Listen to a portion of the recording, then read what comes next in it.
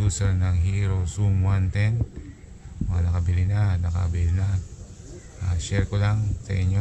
Click siya na lang, DIY. Dumating sa akin to, ang unit na to, demo unit, naka tie wrap lang yung kanyang plate number. Yan, hindi siya, or bubutasan nyo ng bago kung gusto nyo siyang malagay, or magdi-DIY kayo sa flat bar.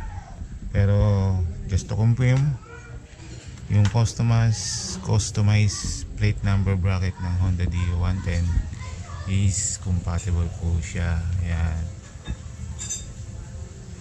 alam na mga Kasumi and Hero 110 user. Yan, meron na kayong alternative para maikabit nyo yung plate number ng Hero Zoom 110 ninyo. At yun, maraming salamat. Quick sharing lang yung DIY sa Zoom 110.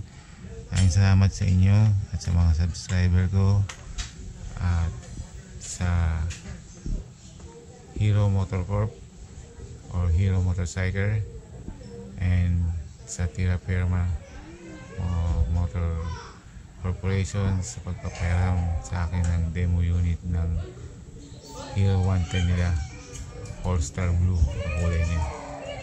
At maraming salamat sa tiwala na binigay niyo sa akin for almost 1 week. Malapit na po ang araw ng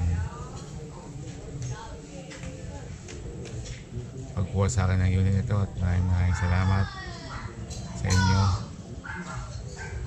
sa mga bumubuo ng Hero Motor Corp PH. At bigyan tayo ng pagkakataon. Maraming salamat sa inyo ulit.